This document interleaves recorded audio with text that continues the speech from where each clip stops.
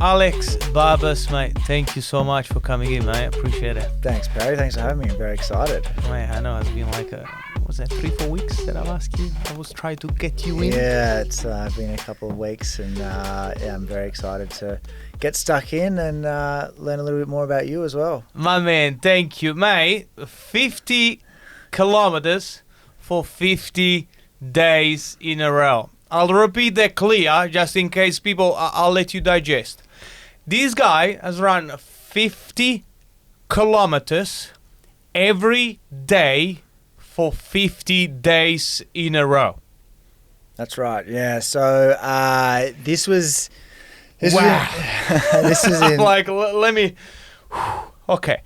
Yes, mate. I know you did for a charity. So this one wasn't for charity. So this was for just a bit of personal goal setting that I wanted to do.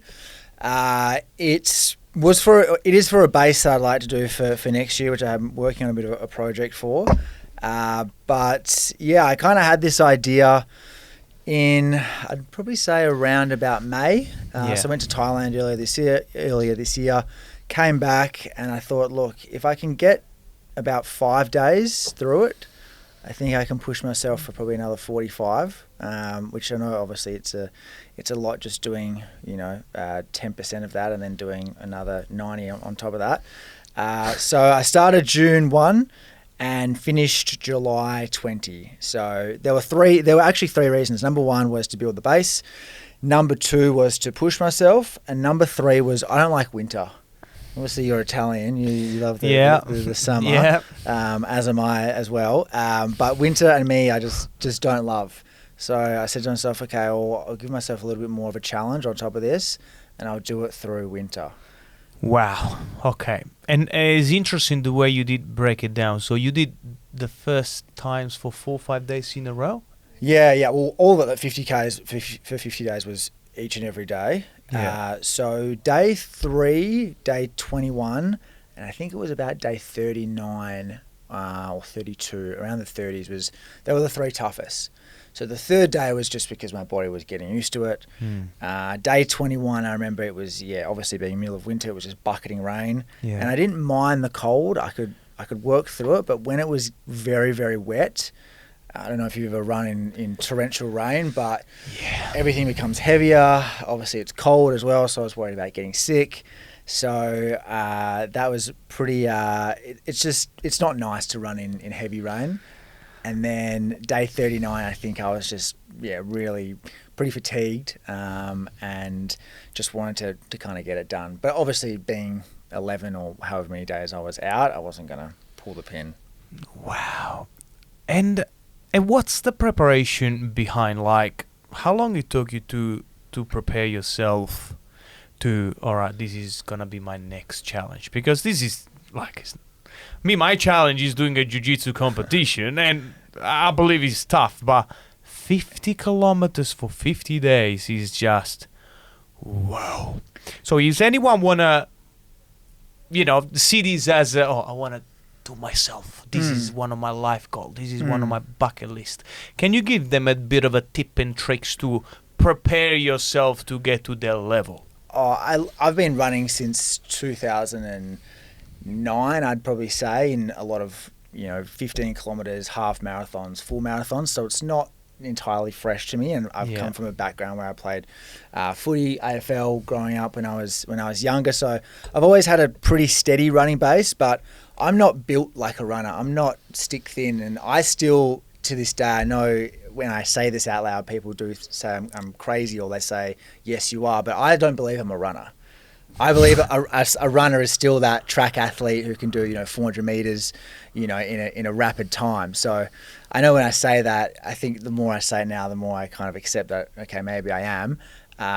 But I think the preparation is just, it's like anything. You can't start off at level 10. You have to start at level 1. And you have to build and build, and then sometimes you go back a step. And I had back surgery, so that put me back. This was in 2014, right? So that put me back a couple of steps, and then I didn't really run too much. I think COVID was really where I started to run more and more. But I was doing 10 kilometers, 20s, 30s. Marathons is obviously 42. And I said to myself, okay, well, I'd like to give it a crack. And to be honest, I just said to myself, what's the worst that's going to happen? Okay, I could probably get injured, but you're gonna recover eventually. Yeah. I just think I did a lot of time in the gym as well, and obviously being in the army helped build out a lot of resilience with something like this where it's quite mental. Yeah. So yeah, I think it was just more about getting into a rhythm of doing it slowly, and I wasn't going out doing it at rapid pace. I was just getting it done, and the biggest thing is breaking it down. Yeah. You know, there's that old saying: if you can't eat an elephant, the best way to eat an elephant is one bite at a time. Yeah. Because if you think about the 50 kilometers, it just becomes overwhelming, and then it becomes a huge mental battle as well. So I said to myself, okay, I'll just break this down. And the way I broke it down was really quite, I thought it was the best way for me, which was, so I'd run around Centennial Park, if anyone listening obviously knows Centennial Park quite well in Sydney. It's 3.7 kilometres, so I would do 12 laps of it. And then by the time I run there and home, it would round out the 50. Yeah. So I would do 4 laps, have a rest, 3 laps, have another rest, another 3 laps, and then 2 more laps. So I wouldn't be doing it 50 kilometers straight, because that would really break. You have to chunk it down just as you would with a 100-kilometer run or a 200k run. And so I'd have food and water in between. Yeah. And the hardest thing was probably working as well. So I do it after hours. Yeah, because I remember you were leaving the office and, all right, I'm going to go for 50k kilometers. I was like, is he actually serious? Like, how much time? So you would finish work around 5:30 then? Yeah, 5:36, I'd say. Yeah. Between 5 and 6, let's say. Yeah. What time would you start normally? So then I would be off and running by 6:30-ish. So, Yeah. I mean, I don't live too far away from the office, which is obviously really, really helpful. So I'd be out and running by 6:30, and I'll be finished by midnight, 11:30 midnight. Every day. Every day. Well, no, because obviously Saturday, Sunday, I would be up running. But that was probably the hardest changeover, because I would do 100 kilometers in 24 hours. So I'd do Friday night from 5:30 from 6:30 p.m. until around about midnight, 12:30, and then I would get up at about 8:30 and run another 50. Because you don't give enough time to. And then I would have a lot of rest recover on Saturday afternoon, and then Sunday I'd start a little bit later. So. Wow. Who inspired you to say, I'm going to do 50Ks for 50 days? I mean, there's a few obviously There's a few notable runners that I see. David Goggins is obviously he's out there doing his thing, which is pretty cool. But outside of that, you just go out and do it. I was just thinking, what's the absolute worst case scenario is that I don't do it, I pull the pin, and maybe I try again next year. Because you're going to learn or you're just going to do it. So that's what I think is the coolest thing about life, and particularly in doing something like this. And it goes for jiu-jitsu, it goes for starting your own business, it goes for doing any kind of goal that you have. No one can ever take that away from you. And I think that's the coolest thing. I think that's why a lot of people are really getting into running and they go and do a marathon, is because not only does it have so many different effects on your career and your life and probably relationships, but outside of that, I think it really helps with, just having that goal ticked off, and then you go into something else. Yeah, so having like a purpose to work towards. Yeah. And, the sense of, I would say, achievement after you've done it, and who you become, which leads me to the next question. Like, did they change you much? I think you, I think when you go through these things, you have these like incremental builds, because you don't feel it when you're doing it. Yeah. I think when you're doing it, when you're in it, you're like, why am I doing this? And I ask myself my question all the time, why am I doing this? What's the point? This is hard. I never really thought I was going to throw in the towel, but there were definitely days where it took me longer to get out. I might have stopped for a little bit longer during the breaks that I would have. But I think, who you become is obviously more resilient. And then you become like, you want to do something a little bit more and challenge yourself a little bit more. Obviously within reason as well. You don't just want to go do something really too crazy. But I think it's about those building blocks and really enjoying the next challenge, that whatever it is that you want to set. Yeah. And you mentioned, you went through, when you're running all of these hours, I'm pretty sure it goes through your head. What the fuck am I doing? Why am I doing it? This is hard. Is it better to do? How important is to understand the little noise in your head? Would you say you train yourself to actually quiet the devil voice, to actually push yourself? Yeah, the head noise. Yeah, the head noise is always going to be there. I don't think you can ever try to defeat it, so to speak, or try lessen the voice. I think they're always going to be there. I do listen to music. Like, I like it. When you run. Yeah, I find it easier then. I found that when I was listening to podcasts or audiobooks, they were really slowing me down. Just because I think the way that they were speaking or the beats per minute was really quite slow. So even when I did try to speed it up, I was just like, I just didn't want to think about it. And also, after work, you're pretty exhausted. Your brain's quite exhausted. Obviously, in the role that I'm in, I'm talking to a lot of clients. So by the end of the day, I just didn't really want to use my brain to think about what the podcasters were talking about. So a lot of music was listened to. But I could sit here for hours and talk about what I was thinking about. Tell us a couple of things that continuously pop up in your mind when you are at kilometers 40 and your day 41, it's raining, it's wet, are you pissed off, or you had a bad day? what was going through your mind? I mean, to be honest, I think the next goal was a bit of a driving factor for sure. Also, no one else was telling me to do this. Right, I didn't have a gun to my head. This wasn't something that I had to do because it was forced upon me. I chose this, right? I chose to do 50 kilometers for 50 days. I chose to put my body and mind through this. So I was saying, hey, you've done this to yourself. You can't blame anyone. So there was that aspect. But there were probably some aspects as well where I have this story that I repeat in my head where I have. When I was in year 12, or not year 12, year 11 or year 12, I had a teacher.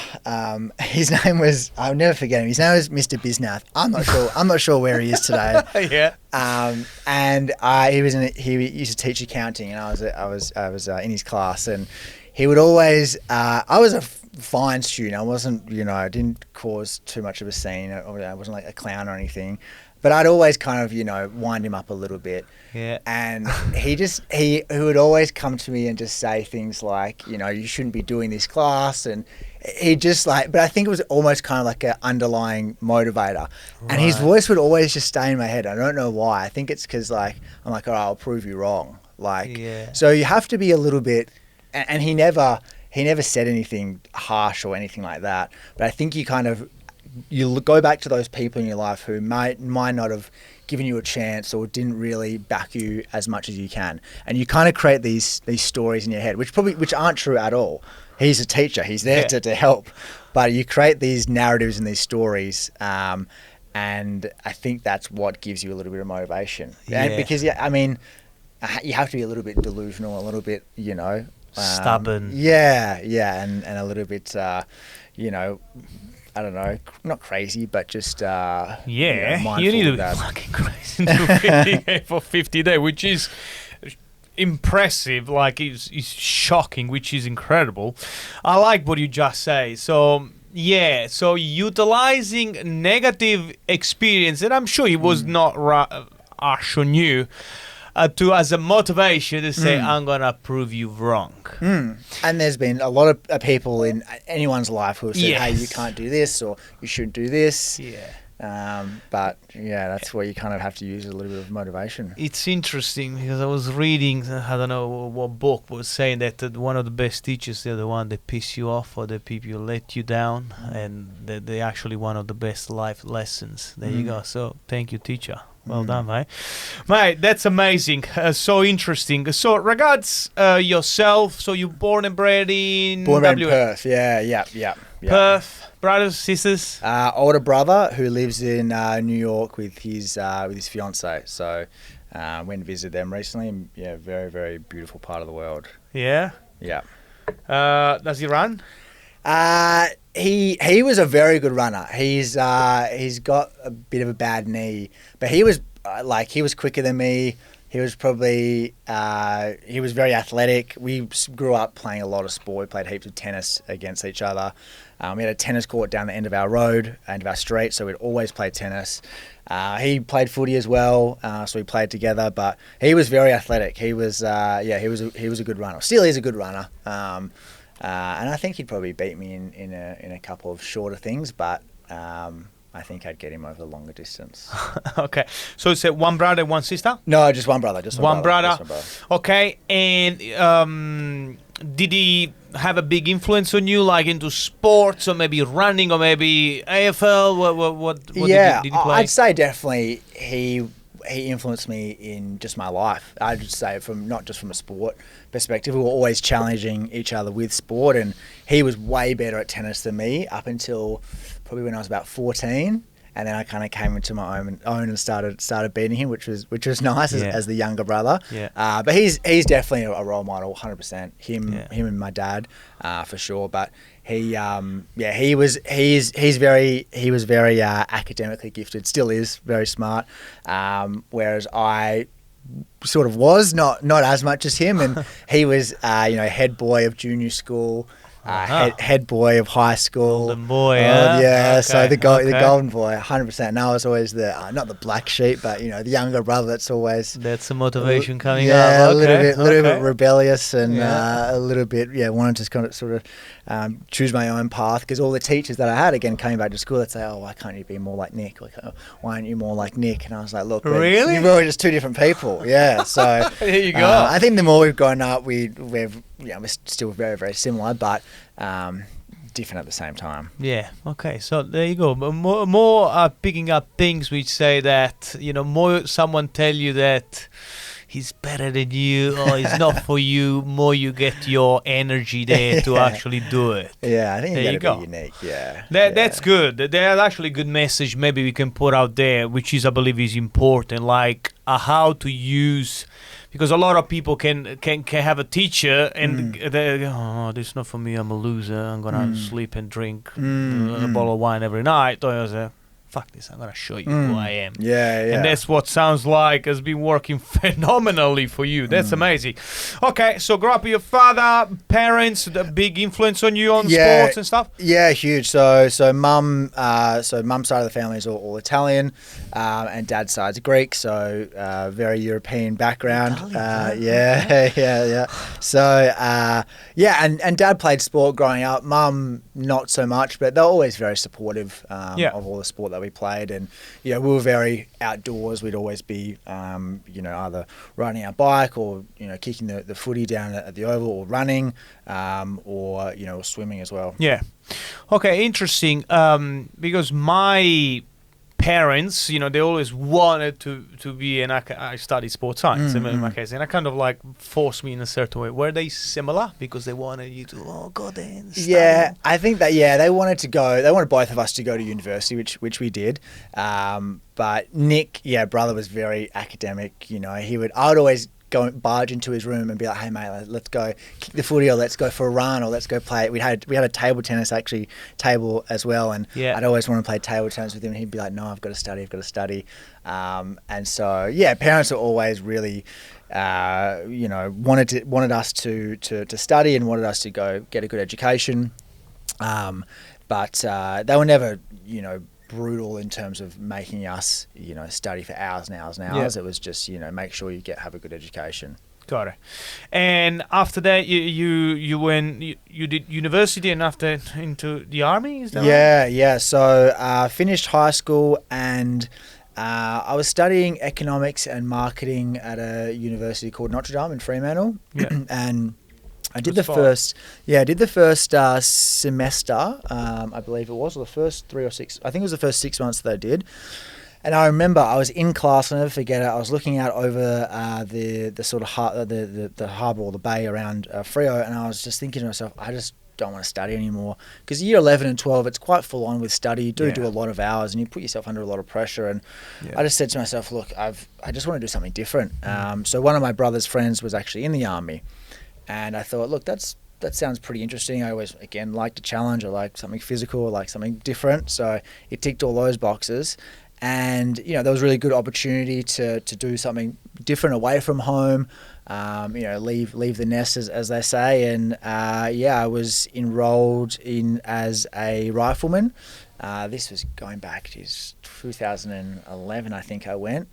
So 2010 I got accepted. So I worked 6 months as a courier, you know, delivering because I got accepted and there was a gap of about 4 or 5 months where I had to, you know, find some work. Yeah. So I was a courier driver. And that was actually one of the funnest jobs I ever had. Just going around, you know, delivering parcels to, but they were big clients, you know, NAB and Westpac and Combank. So I worked for Toll. So it was a lot of fun. I enjoyed it. I mean, I was 18 as well. So, you know, it was good money and I was, you know, worked my own hours. So that was a lot of fun. And then, went and left as a rifleman in February 2011. Yeah. Okay. And whereabout did you go to? So went to a place called Kapuka or Wagga. It's in Wagga Wagga. Wagga, yes. It's your initial training. So I was there for 3 months. Yeah. You know, you get there head shaven and you know, you First get time you shave your head? No, it wasn't. I'd shaved it I think when I was 15 or so. Okay. So it wasn't new to me, but it was, I think, just the routine and everything and all the structure and the lessons you know, from learning that was great, you know. I really enjoyed it. I think the biggest adjustment was probably just learning all the actual equipment because I'd never done any of that before. But made some amazing friends who I still speak with. I actually caught up with a lot of them earlier this year. Yeah. It was great. And then went to a place called Singleton, which is where the rifleman training took part. Okay. Was that a good experience? Yeah, that was good. That was that was also 3 months or 4 months. I can't quite remember, but that was intense. That was really full on. So what happens is after you go through the 3 months in Wagga Wagga, you either go. So there were people who were stepping in as if you're going into logistics or you were going into transport, and there's a few different obviously arms and divisions that go off. But rifleman's kind of where a lot of people do want to go because that's where the action is, so to speak. And you get to rifleman training, which is in Singleton, and that was it was intense. So we'd go out bush for, you know, days on end. You know, you have your ration packs. But I remember it was just like the weather was, because you're in the middle of, you know, Singleton in Hunter Valley, and it's freezing there in winter, like freezing, and you have to go and, you know, do this thing called picket, and you've got this offensive operations and defensive operations. They were probably the two hardest training blocks that we had. Yeah. Interesting. And in this time of in the army, have you faced any? Because I've heard stories from friends like bullying or fighting, or, you know, people say, you know, racist comment or stuff like that. Have you seen stuff like that? There was BS? There was definitely the era that I went through. I think it was kind of the last era before there was probably a lot of change, if I'm totally honest. And I have heard there has been a lot of change with Australian Defence Force, just with a lot of stories and whatnot that have come out, which haven't been good. But the era that I went through was just kind of, I think it was the last of it. You know, we didn't have, you know, phones, social media had just started 2010, 2011, so there wasn't much. You know, you had Facebook, but it wasn't really the same as what it is in Instagram and all those other things. But there was definitely, like, we got yelled at, we got screamed at. I don't know about bullying, not really. The way they discipline you is, you know, there's a reason why they do it.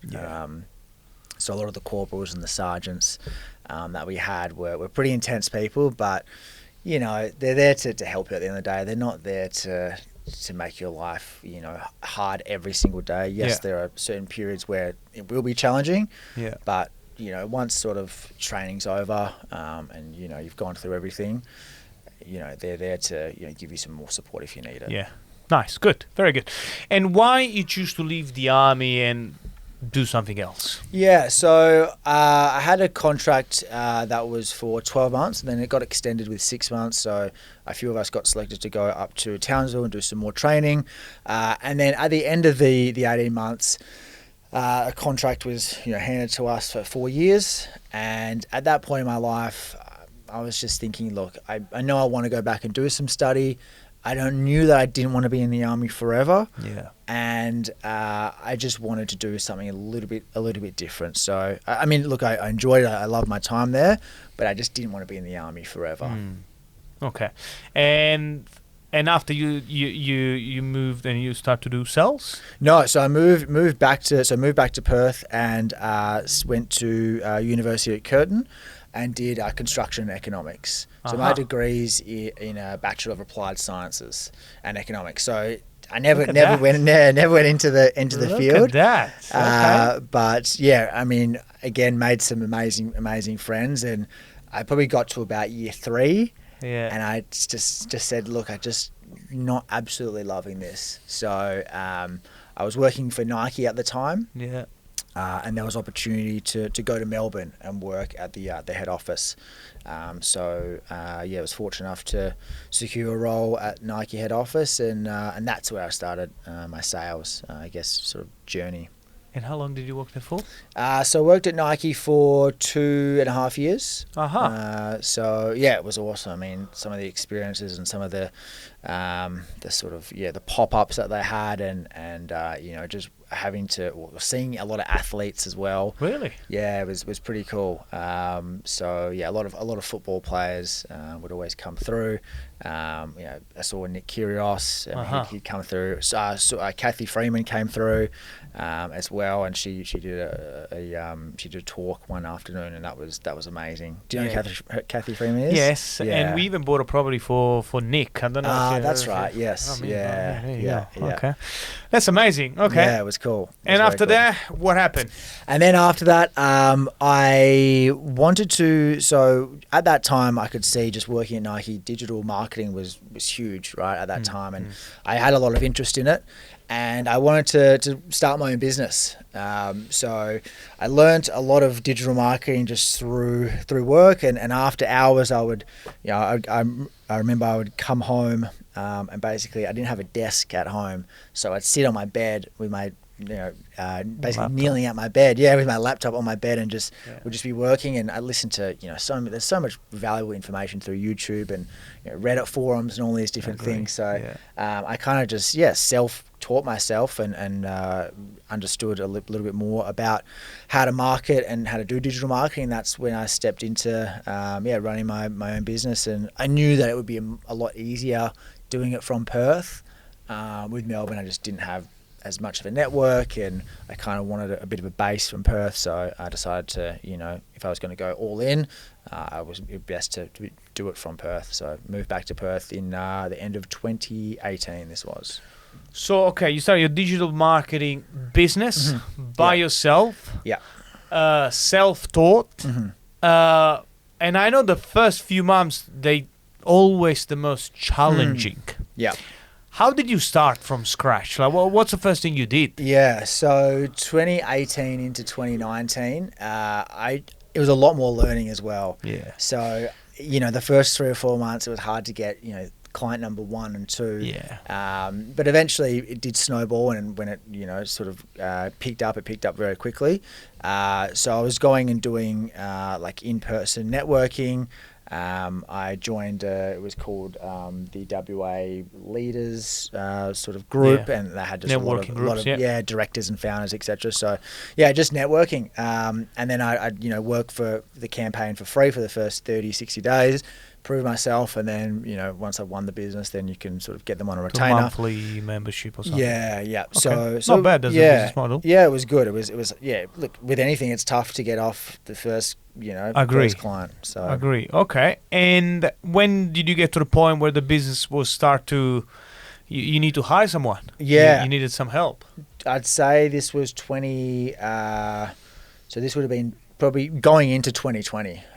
So when COVID hit, actually, was again a lot of online businesses, right? They all boomed with COVID. So I was in the same boat that just got lifted up with the tide. So I hired a couple of part-timers in Perth, and then a lot of offshore, similar to us, right? Just utilising, offshore help with messages and a lot of outreach. So, I think I had about 3 or 4 people working offshore, and I had about 4 or 5 in Perth working. Okay. It was more of ads that you were running for businesses, or was more like setting up a website? What? Yeah, it was appointment setting. So, Okay. for example, we'd work with a lot of solar companies or business loan companies. Yes. And so if they needed, let's say, it would say business name, how much the loan that they need, what they need it for, go through all their details, and then that would be a lead. But what I was finding was that we were getting a lot of leads, but not that many were getting sat in the client's calendars. So I saw that as an opportunity to say, hey, what we'll do is we'll sit the appointment for you. So myself and the other people, my staff, we'd call up the leads, and we'd qualify, similar to what we do, pre-qualify them, book them in, and then I would only get paid once they were sat in front of the client. Okay. So it worked a lot better because there were a lot of other lead at that stage during online marketing, a lot of lead companies, but there weren't that many appointment sat companies. Got it. Okay. And after that, what happened? Did you sell the business? After that, sold the business. So this was at the end of 2021. Sold it to a company up in Queensland, and it wasn't life changing. It was nice, but I only had a break for about 2 weeks. Straight away. Yeah, well, I mean, I did get bored. Yeah, like I just, I went on a nice little holiday, and then I came back and I said, okay, well, what am I going to do now? Yeah. So luckily, one of my clients that I'd work with, they opened up a new office in Perth, selling business loans. So I knew exactly what it was. It was pretty easy just to sort of step into that sales role. And I worked there for about a year. And then there was an opportunity here in Sydney. In property, so moved over to Sydney in 2022. And the reason is because you wanted to come to Sydney, or was an excuse? No, I think it was probably a combination of the two. I don't think I anticipated to stay in Sydney for how long I've been here, and I love it. Like, I don't think I'm going back to Perth for a while, but I initially thought, I will give Sydney a crack for a couple of years, see how we go. And worst case scenario is I just move back home, right? So with the move, my brother had been here for 7 years. Yeah. So he was, saying, come over and it'd be so much fun. And obviously with COVID, didn't see each other as much. That was one thing. I had a lot of mates who had moved from Perth to Sydney. There's a big Perth cohort over here. Yeah. So I moved over to Sydney, and then 6 months later he said, "Hey, I'm moving to New York." So I was like, "Okay, great, thanks." But no, it's been awesome. I love living in Sydney, and it's probably it is my favorite city in the world. For sure. I just think it has so much. And you always wanted to be into a sales role? Is what you wanted, or that's how you found yourself, or what's the... Yeah, I think it's probably how I found myself. I don't think when I was 18 I wanted to get exactly into sales. I think I always wanted to sort of work for myself and or at least be able to control my own hours, income, etc. And I think that's what sales lends itself to. And how I've got here is probably just a combination of, obviously life experience, personality, and obviously job history as well. So, I really enjoy it. I enjoy obviously meeting people, and I think sales lends itself to a lot of that discipline and sort of, being challenged and wanting to sort of, push a little bit more, and never being, I wouldn't say never being satisfied, but always having a goal. Yeah. But even like it's a people business, like all that daily interaction, which I personally love, or the challenge is literally pushes you to actually develop this EQ side, not IQ, EQ side, which I believe is one of the most important skills to have, especially in sales and business owners. Right, well done. And you always had the business side and the challenging physical part, like every time? Like when you were running a business, did you have like all right, now I'm going to run this business, that's my goal, and my next physical project is I'm going to run a bicycle for 150k. Have you always had that one or no? I've always liked. I think having something physical or doing something physical it's a good outlet. Yeah. Like if you have a bad day at work, you can always go to the gym. You always feel better, or go for a walk. It doesn't have to. You don't have to smash yourself every time you exercise, but getting out and getting moving, I think just you get so much dopamine from doing things like that. So I've always been physical, but always just been goal driven. Yeah. So the thing that I say, because obviously Mum worries a lot about my body with running so much, and she's Your mum? Yeah, she's always talking about my knees and my back, etc.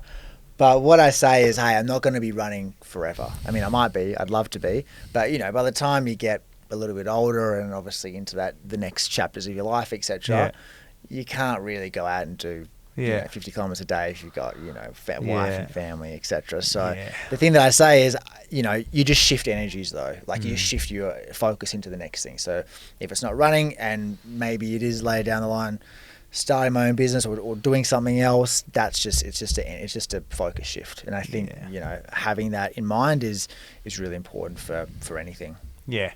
No, I like that one. And a lot of people face, I would say, a family member or friends, they've never done something like that, but they always want to protect you. But not because they love you, And of course, even my dad, like, why are you doing a jiu-jitsu competition? You keep getting injured. Why are you going back? Like, for people, they always, I see a lot of people, they get stuck. Yes, listen to them, but always do your own things. What's your tip to people that they stuck? And this can be a parents, and this can be a relationship, and this can be they want to get out from a toxic friends environment because they want to do something else. What's your advice of people that are in that situation right now? I mean, you gotta take action, and I know that's very generic, and everyone says the same thing, but you have to, because the other side of it is just not doing it. And I think my biggest fear is not doing something. I think if you get to 80 or in your later days, and you think to yourself, oh, I wish I just ran that 50k, or I wish I just traveled to this thing, or I wish I just took that opportunity, or I wish, just do it, because the word, like, you're not going to die, right? Like that's, I mean, I shouldn't say that. Maybe it is life or death, but like, what's the alternative? That's the question that you just have to ask yourself. If you're in a situation where you're unhappy, you're miserable, maybe you're frustrated with work or your boss, you're looking to change something, nothing changes if nothing changes. So you just have to go out and have a crack. And that's what I say, have a dip. That's always my motto that I say is have a dip. And also stack the bricks, which I think is just do one day at a time. I like that one. I really like that one. So just give it a crack. Okay, the next things that I wanna bring up is what you most proud of. What am I most proud of? That's a really good question, Perry. I think the thing that I'm most proud of in myself, I would probably say just my drive. I think it's something that I want to always push myself. I want to push myself, professionally, personally, and I really like goal setting. And I think I'm really proud that I'm not satisfied just yet. There's a really good, I don't know if anyone's ever seen it, there's a really good video of Matthew McConaughey when he accepts his Oscar. I think it was for what was it for? Anyway, I saw it. Yeah, so he talks about, every 10 years he says, oh, who's your idol? Who's your idol? And he says, oh, me in 10 years, me in 10 years, me in 10 years. Yeah. And it's really good, because I think just having those set goals it's so important. And I think doing one thing every year is important too, or I think that's how it builds. I always talk about brick stacking one day at a time, but if you can do one major thing in your life where it challenges you, I think you look back over those 10 years and you can say, hey, I did 10 really awesome things in my life. And it doesn't matter what it is. It could be physical, it could be mental, it could be starting a business, it could be relationships, it could be anything. But I think having something like that, having a goal that's going to, give you a little bit of fear as well, because you don't want to set a goal that you can just achieve in, 2 or 3 days. You want to do it where it kind of, gives you a little bit of fear and, makes your balls go to your throat and say, oh, crap, okay, I'm going to do this and I'm not going to die. I think that's a pretty cool thing to live by. Nice. Do you read much? I do. I read a lot when I had my business. Nowadays, I should. I'd like to get back into it. But I was an avid reader, for probably about 5 or 6 years. I'd try to read a book a month. Okay. What would you say are the top 3 full books that really impacted you the most? That really, like, wow, that changed me. Yeah. I'd probably say there's probably one. I probably wouldn't be able to give. I mean, I could give 3, but I think the number one is actually Arnold Schwarzenegger's biography. Ha! And look, I love him. He's great. I mean, I know he's a little bit controversial with some of the things that he's done, but if you look at his life, like, it is a phenomenal. He has had a phenomenal life. He is. And the way I think I've read it about 3 or 4 times. And I know everyone thinks about, Arnie, the bodybuilder, he's extremely intelligent. He's so driven. Not only did he basically put bodybuilding on the global map, but then he went to America. He was a millionaire, he was very, very successful businessman before he actually started acting. So I think from memory, he had a construction company, real estate, bricklaying, and then he stepped into acting, and he couldn't even. I mean, his English is still it's good now, but at the time he couldn't act, and then then he goes and does Terminator 2, then he goes on that massive run, then he gets into politics. And it's like, what hasn't he done? Yeah. And I think the cool thing again with him is he just did just one day at a time. I mean, he had massive goals, but I'm sure he wouldn't have sat down when he was 20 and said, hey, I want to do this, this, this, this, and this. It's just, okay, let me focus on one thing. Once you achieve it, okay, what's the next thing I can do? Yeah. I like that. I did read the book and I watched his documentaries on Netflix. He's actually very good if you don't want to read the book. Yeah, okay. And he's actually going to every steps of his life. He's actually impressive human being. Watch the doco, okay. Very nice. Okay. What would you say has been the most emotionally challenging time of your life? And this can be kids, and this can be grown up, where you really start to question things. It's a great question. I actually think when I started my business, it wasn't going the way that I hoped it was, going to pick up as quickly as what I thought it would. I thought moving back home, I'd get clients in, a couple of weeks, bang, it would be easy. But it took me a little bit longer than what I anticipated.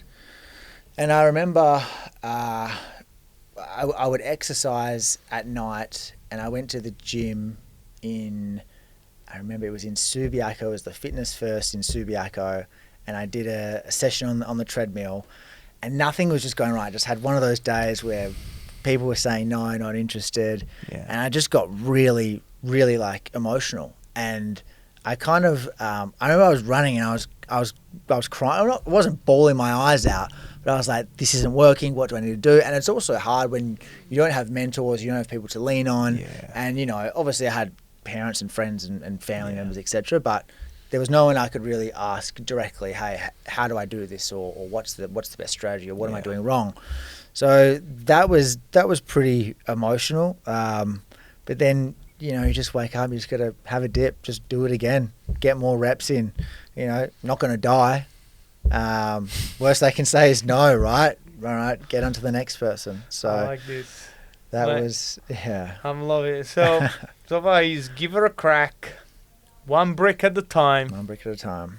You're not gonna die. Well, I'll actually love it. I seriously love it, and I love the simple quotes that literally you can just carry on with you, and I'm sure a lot of people are facing. Well, the other thing is even though I say you're not going to die doing the hard thing, I guess the other thing that I've been thinking of really quite a lot in probably the last, let's say, 18 months is that we are going to die. Like, I don't want this to be morbid or anything, but you know, in 2185, I'm not going to be here. Like, I'm not. I don't know what the world's going to look like. All those things. Yeah. So time is limited, obviously, and why not go and do those things? Because at the end of the day, we can't take our money with us. We can't take all the nice things that we have.